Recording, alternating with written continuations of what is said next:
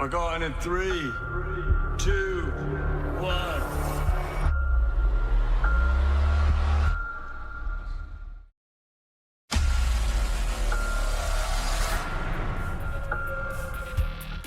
Yo, what up, everyone? Tay here.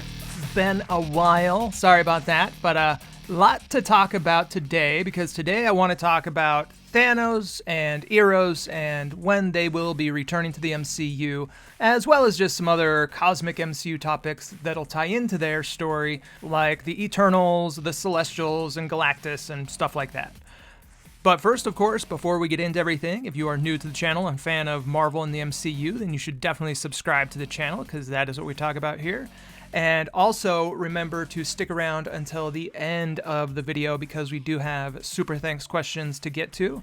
And remember, if you would like to leave a super thanks with a question or a comment on this video, that I will read and respond to those in the next video, and that those are always greatly appreciated and really help out the channel a lot. And also remember, if you like this video, to share it or at least leave a like, because that really helps with, constant battle with the YouTube algorithm and all that. So yeah, share the video if you like it, and let's get into it.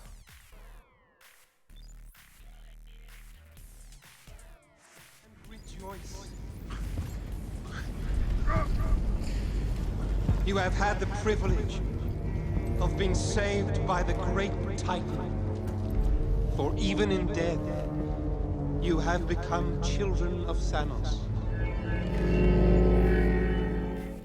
Alright, so for a while now, we've been hearing reports and rumors about Marvel Studios bringing back Josh Brolin as Thanos in some way. I mean, even Josh Brolin himself has said in recent interviews this year that he's heard that Marvel Studios are looking to bring back Thanos. Now, we've already seen numerous variants of Thanos pop up in the What If series, and then we also know that the zombie version of Thanos will be the big villain, or one of the big villains, in the upcoming Marvel Zombies animated series. However, that's not what we're going to be talking about in this video. We're going to be talking about Marvel Studios bringing back Thanos in some kind of significant way, not just some brief appearance in What If. Now, there's two ways, really, that I could see Marvel Studios bringing back Thanos in some kind of significant way. The first one, and probably the most obvious option, is that we could see a variant of Thanos appearing in the Avengers Secret Wars movie. And look, something like that would definitely make sense, because for one thing, Thanos was actually a pretty big character on Battleworld in Jonathan Hickman's Secret Wars comic from 2015. And we know that the Avengers screenwriter, Michael Waldron, is a big fan of Jonathan Hickman and his comics, and that he's a big fan of Hickman's whole, Secret Wars incursions saga event, and that story is going to be very influential on the upcoming Avengers films. So it wouldn't be surprising if that's one of the aspects that Michael Waldron looks to adapt into the Secret Wars movie, including Thanos. Because another thing that's been reported recently is that in the Secret Wars movie, we won't just see a bunch of heroic variants, but that Marvel Studios will also be bringing back variants of numerous past MCU villains as well, and that we might even see some kind of supervillain team-up. And again, this exact thing was something that we saw in both of the Secret Wars comics, where Marvel's biggest heroes teamed up together to face off against Marvel's biggest villains, or variants of their biggest villains. And one of the big rumors out there that we've seen is that the variant of Thanos that we will see in the Secret Wars movie will be the King Thanos variant. And again, this isn't surprising, because King Thanos is one of the most popular variants of Thanos from the comics, but why this makes even more sense is because King Thanos is the variant of Thanos that Marvel Studios used in one of the recent Avengers campus rides at Disneyland. And Marvel Studios have confirmed that those storylines that exist within the Avengers campus and Disneyland stuff are storylines that are technically a part of the MCU multiverse. So yeah, if we do see a variant of Thanos in Avengers Secret Wars, I wouldn't be surprised if it was the King Thanos variant, but I also wouldn't be surprised if it was some different variant as well. And I do think there is definitely a possibility that we could see a variant of Thanos having some kind of smaller role as one of the villains in the Secret Wars movie, especially since we are starting to hear these reports about Marvel Studios potentially using multiple big villains in that movie. But like I said, as I see it, there's at least two ways that Marvel Studios could bring back Thanos in a significant way. The first one is what I just talked about, a variant of Thanos, and the second one is that we could see some kind of movie or Disney Plus show that is based on Thanos' origin story and his earlier life from when he lived on Titan way before the events of Avengers Secret Wars.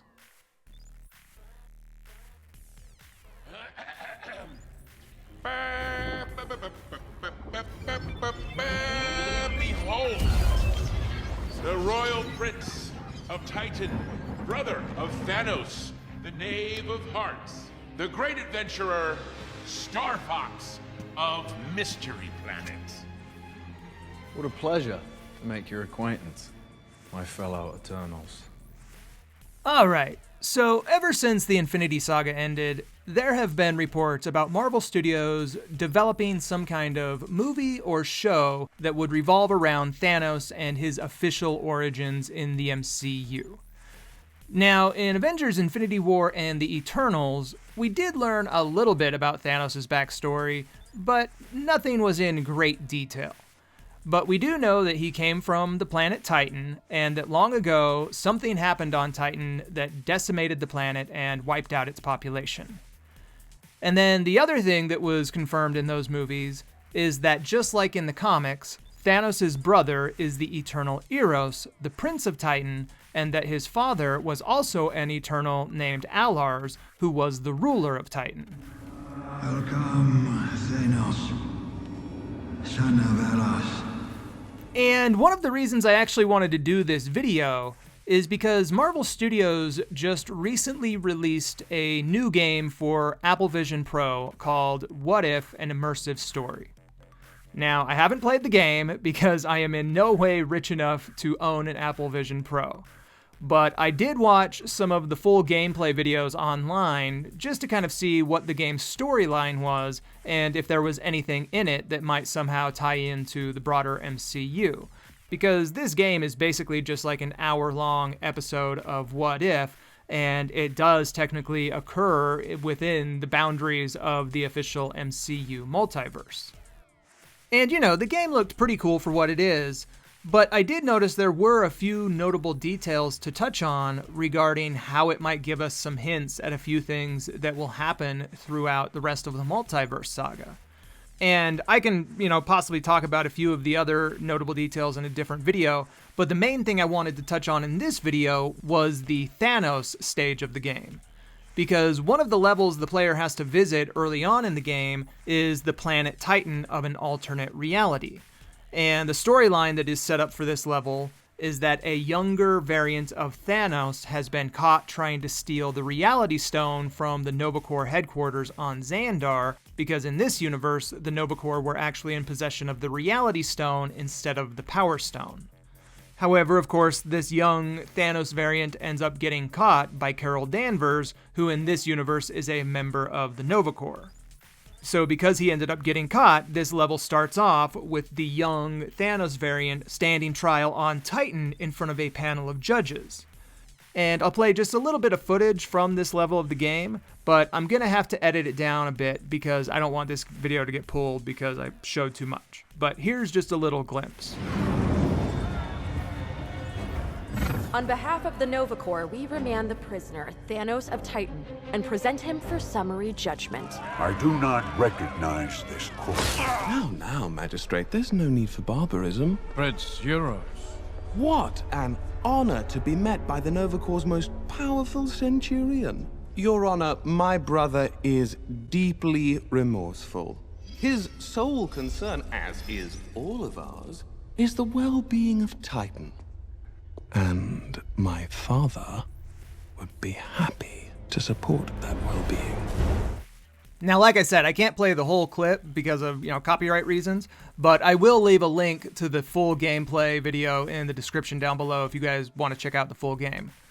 But what happens next during this level on Titan is Thanos ends up breaking free from his chains and getting the Reality Stone back, and as the player, you have to help Carol Danvers defeat Thanos and get the stone back. But what I thought was really interesting about this part of the game is that this is actually the first time we've ever seen Thanos and Eros on screen together in the MCU. And besides a very brief shot in Infinity War, this is also the first time we've ever seen Titan before it collapsed and got a brief glimpse at what its civilization was like. And I know it's just a game, and that in the game these are variants, so this is taking place in a different part of the multiverse. But even with this short part of the game, I think this actually gives us a fair bit of insight into what Marvel Studios has in mind regarding what Thanos and Eros' backstories will be like when we finally see it. Because this animated footage in the game is all based off of unused concept art from Avengers Infinity War of what Titan and its population looked like before it fell. So when we do eventually get to see what happened to Titan in some upcoming MCU project, this animated feature, along with the unused concept art from Infinity War, is likely what the past history of Titan will look like. Because in the original screenplay for Avengers Infinity War, there was actually going to be a flashback scene that was going to show a younger version of Thanos who was on trial for suggesting that they decimate half the population to save the other half. And that cut scene from Infinity War seems like it's very similar to what Marvel Studios have now done in this What If game. So it looks like Marvel Studios took some of those unused ideas and concept art from the cut Titan scene in Infinity War and used it for this animated level in the new What If game. And based on the recent rumors and reports about Josh Brolin returning as Thanos, on top of this new level on Titan in this game, this just makes me further think that Marvel Studios do have some kind of plans in motion to develop a project based on the origin story of Thanos and Eros. Now, when it comes to what project we could see this backstory in, the obvious option would be the Eternals sequel. However, the only problem with that is that not too long ago it was reported that Marvel Studios have decided to push back the Eternals sequel and that we likely won't see it until after the multiverse saga is over in Phase 7. Now, it is possible that Marvel Studios could develop some kind of live-action Thanos and Eros movie or show that could come out as a part of Phase 6 instead. But with how packed the Phase 6 slate already is and how much left there is to expand upon with the multiverse before we get to the Secret Wars movie, I think the possibility of Marvel Studios doing a live-action Thanos series or something like that is highly unlikely. However, after the success of X-Men 97, we are now seeing that Marvel Studios are starting to greatly expand the animated side of the MCU with the introduction of the Marvel Animation imprint.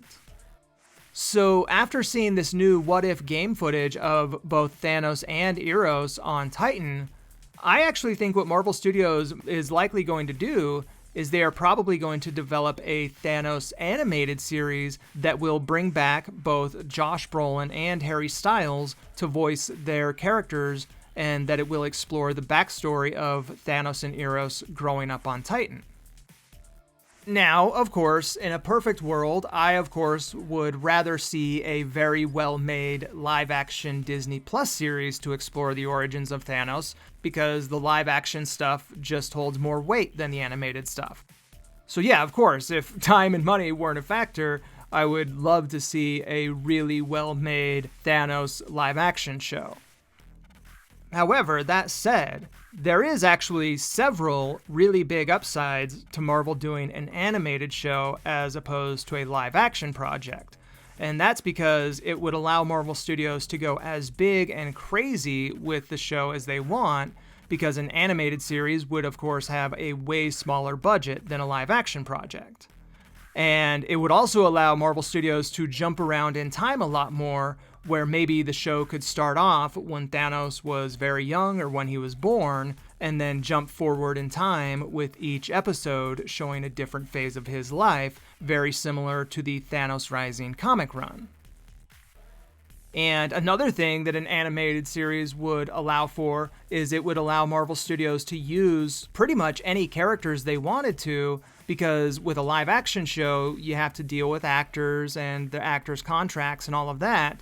As with an animated series, they can include any character they want, and hopefully they can get those actors to return to voice their characters, but if they don't, then they'll just get someone who sounds like them like they have with the What If. So really, an animated series might be the way to go, at least with this specific story, because during the Infinity Saga, there were so many things that were referenced about Thanos' past that we never actually got to see on screen that we would now have the opportunity to see in a Thanos-based animated series. For instance, one thing I would love to see is Thanos' backstory and history with Odin and the Asgardians.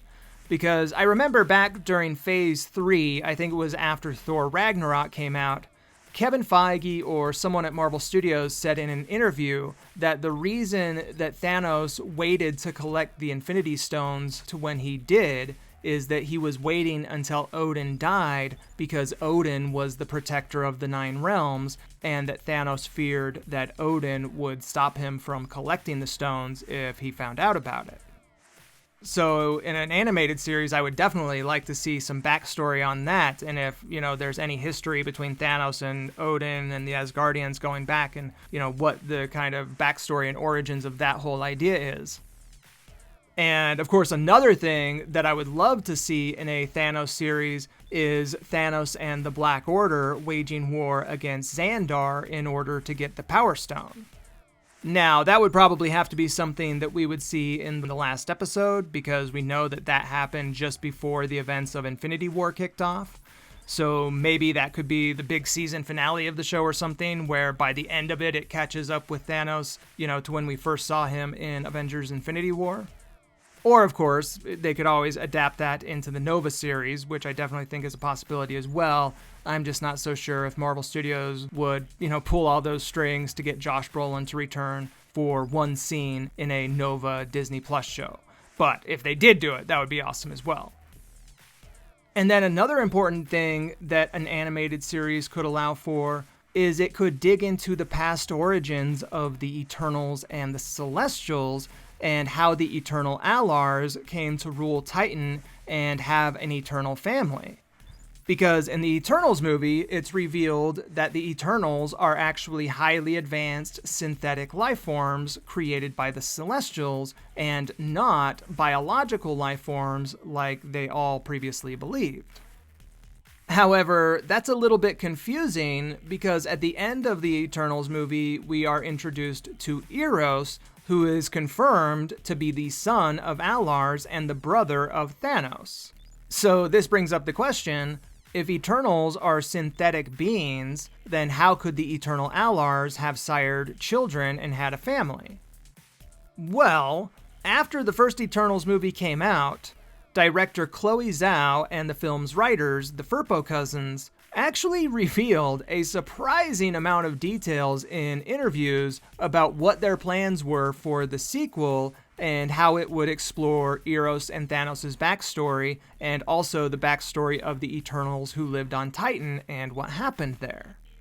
And one of the things the Firpos said about the backstory of the Eternals is that it's possible that there's at least 2 different types of Eternals who exist in the MCU, one type being synthetic Eternals, and the other being biological Eternals.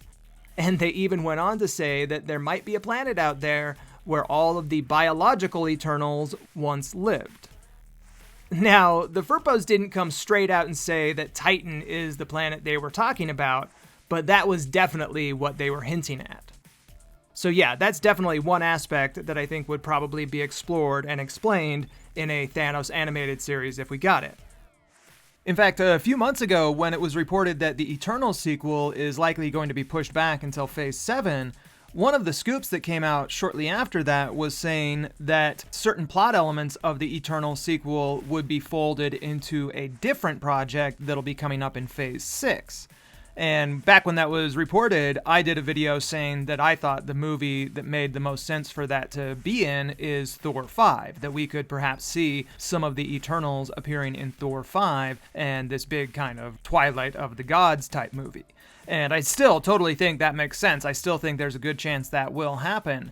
But at the time, I didn't even think about the possibility of Marvel Studios also doing a Thanos and Eros animated series that could explore the backstory of Titan. Because if Marvel Studios does go that route, then a lot of those plot elements that could have happened in the Eternal sequel could definitely be folded into that as well. Because after the first Eternals movie came out, Chloe Zhao and the Furpos basically said that their plans for the sequel is that it would mainly take place in the present day after the events of the first Eternals movie, but that there would be frequent flashbacks throughout the film to show Eros' backstory on Titan, and that those flashbacks would also include Thanos. And this would be very similar to what we saw in the first Eternals movie, where it took place in the present day, but there were all these flashbacks throughout the movie that showed the Eternals' history and pastimes on Earth. So they were basically going to go for that same thing in the sequel, but in that movie it would have shown Eros and Thanos' backstory instead of the Eternals we were already introduced to. But then another big question that would of course have to be answered in a Thanos series is what happened to Titan and its population? You know, what specifically happened? What kind of catastrophe took place that took out its population? Because in Avengers Infinity War, the details of what happened to Titan are left very vague. Titan was like most planets. Too many mouths, not enough to go around. And when we faced extinction, I offered a solution. So yeah, really all we know is that the planet was overpopulated. And when Infinity War came out and we saw it in theaters, the assumption about Titan was that its civilization ran out of resources and just starved to death. However, if that's all there was to it, then that wouldn't explain what happened to the planet itself and why it turned from a green paradise into this dry, dead husk of a world. I mean, in the Infinity War movie, even Quill makes a comment about something happening to this planet that left it 8 degrees off its axis. What the hell happened to this planet? It's 8 degrees off its axis. Gravitational pull is all over the place. So yeah, obviously some kind of bigger catastrophe happened on Titan to leave the planet like that, besides just starvation. Now, after the Eternals movie came out, I put a theory video out discussing how Titan was probably a celestial host planet just like Earth was, and that perhaps that's what happened to Titan. Because in the Eternals movie, the way the celestial emergence was explained is that the Celestials put a celestial seed inside of a planet, and that celestial seed grows inside the planet, soaking up all the life energy from its population, and that it's only when the population of that host planet grows large enough that the baby celestial inside can finally be born. So with the emergence of a celestial being directly tied to a planet's population, it would therefore totally make sense that the same thing happened on Titan, and that when the population grew too large, the planet was destroyed by a celestial baby breaking free, and that when Thanos was younger, he somehow discovered that that was going to happen, and that is why he was so intent on cutting Titan's population in half. And what's interesting is that shortly after the Eternals movie came out, Chloe Zhao herself almost confirmed that this theory was correct in an interview where she straight up said that Titan was likely a celestial host planet just like Earth was, and that Thanos likely discovered this, but that no one believed him. So obviously, if Chloe Zhao would have directed the Eternal sequel, that is likely how she would have explained the backstory of Titan and why Thanos was worried about his population. Or that's at least how she would have partially explained it. Because I do actually have another theory about what happened to Titan that kind of ties into that theory but has a bit of a twist to it. And that theory is that yes, it was a celestial host planet just like Chloe Zhao said, but that it wasn't a celestial emergence that destroyed the planet itself, and that it was actually Galactus who destroyed Titan. And again, this is a theory I discussed in a video a couple of years ago. But the reason I came up with this theory is because, like I said, after the first Eternals movie came out, Chloe Zhao and the Firpo cousins were very, very open in interviews about what their story ideas were for the sequel if they were the ones who were going to write and direct it. And one of the things that the Firpos discussed in multiple interviews is how they wanted to use both Galactus and the Celestials as the main villains of Eternals Part 2, adapting more elements from the Marvel Earth X comic run. Because when it came to the Celestials in the first Eternals movie and their backstory with the Celestial Seeds and the Emergence, all of that was heavily adapted from the Earth X comic run. And the Earth X story is an event that takes place in an alternate universe where Galactus and the Celestials were these opposing cosmic forces. And in that universe, Galactus would actually feed off of celestial host planets, planets that contained a celestial seed, as a way to keep the Celestials from overpopulating the universe. And because of that, Galactus and the Celestials were these ancient cosmic enemies.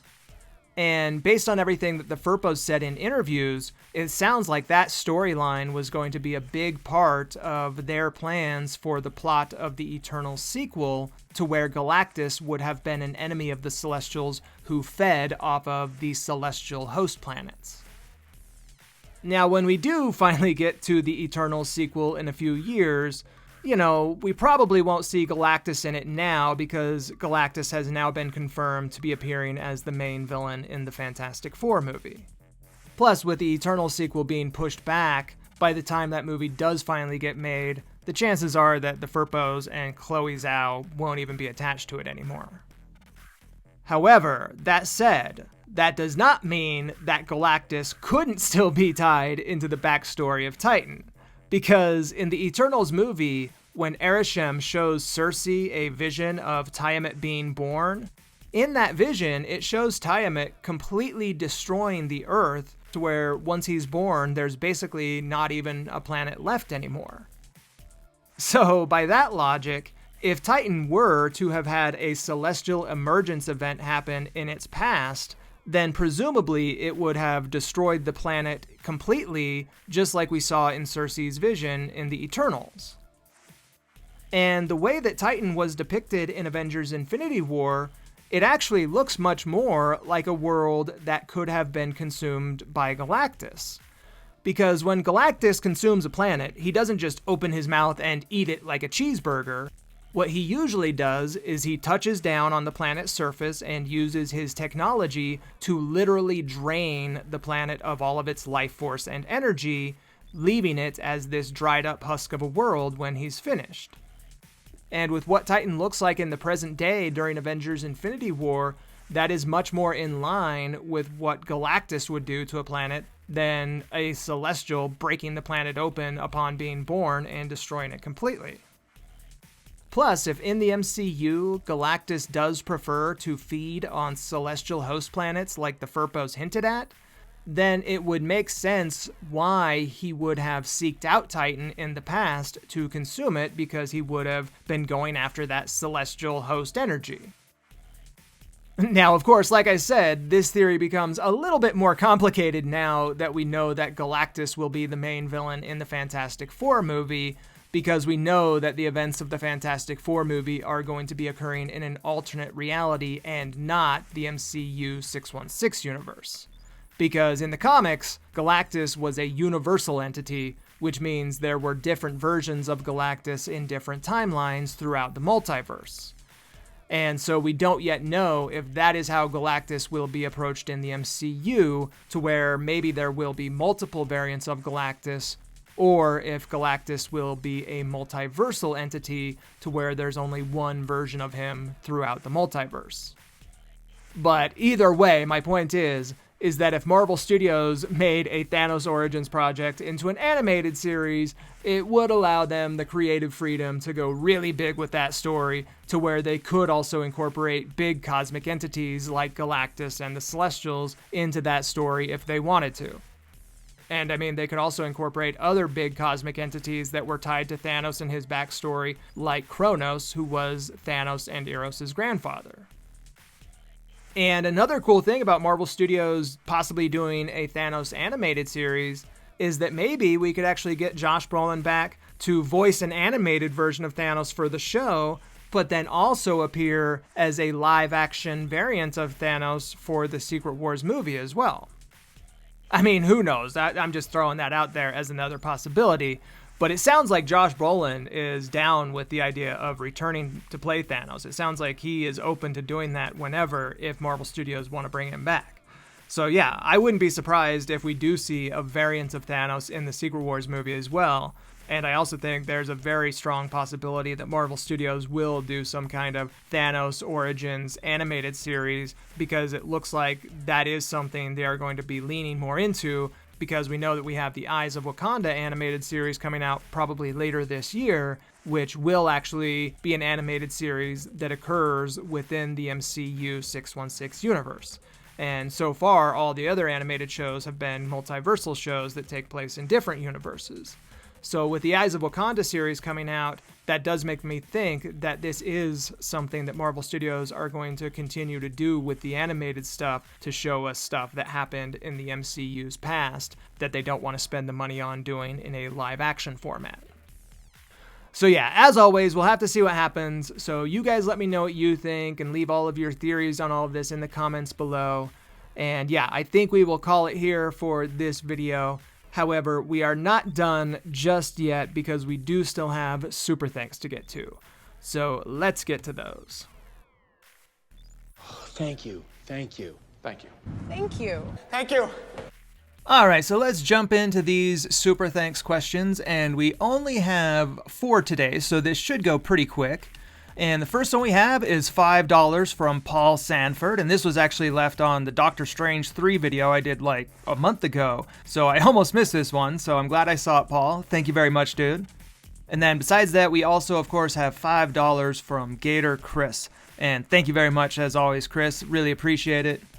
And then the first one with a question we have is $7 from D Walker, and this one says, "What up, Tay? Great video as always. I wonder when Marvel Studios will give us another phase slate drop on all the next MCU projects leading up to Secret Wars." And then he also adds, "Thank you for being an actual legit awesome MCU channel and not dropping BS clickbait, scoop rumors every day like most others do.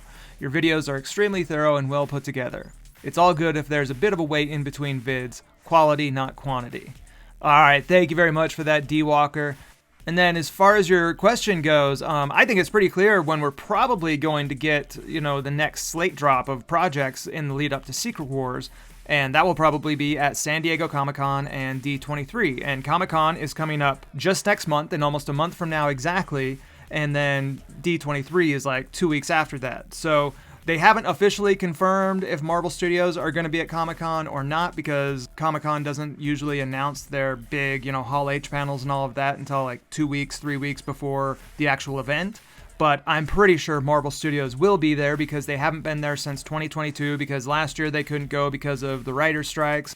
But, the point is we've only gotten like 2 big MCU panels at Comic-Con in the last 5 years. So I really think that Marvel Studios are planning on going really big at Comic-Con this year, and that they will reveal the official Phase 6 lineup, because another big thing to note is that Comic-Con this year falls on the same weekend that Deadpool and Wolverine comes out. So I think that Deadpool and Wolverine is going to be like the big theme at Comic-Con this year that kind of takes over everything, and that Marvel Studios are going to be there to promote that movie and also announce other movies. And then they will also probably save some of their big announcements on the Disney Plus shows coming up and show trailers and footage for that stuff at D23, because that's usually what we see in the past, where they will announce like the big movies and stuff like that at Comic-Con, and then 2 weeks later they will do all the Disney Plus stuff at D23. So yeah, hopefully that's what happens this year, and we get some big reveals at Comic-Con and, get the full Phase 6 lineup and all of that. And if by any chance they don't go to Comic-Con, then I think they'll just do it all at D23. But I think they'll probably go to Comic-Con. So yeah, anyways, thank you, D Walker. And then let's move on to the last one we got, and this one is from MCU Nerd 94. And this one says, "With lots of variants showing up in the multiverse saga, I think there is a chance we will see the younger versions of the Fox X-Men team in Secret Wars. I do not want characters like Ty Sheridan's Scott Summers, Sophie Turner's Jean Grey, and James McAvoy's Professor Xavier to be in Deadpool and Wolverine simply because I think they were mistreated by Fox and their return should be more meaningful and not a one-off joke after how horrendous Dark Phoenix was. That was a terrible movie to go out on.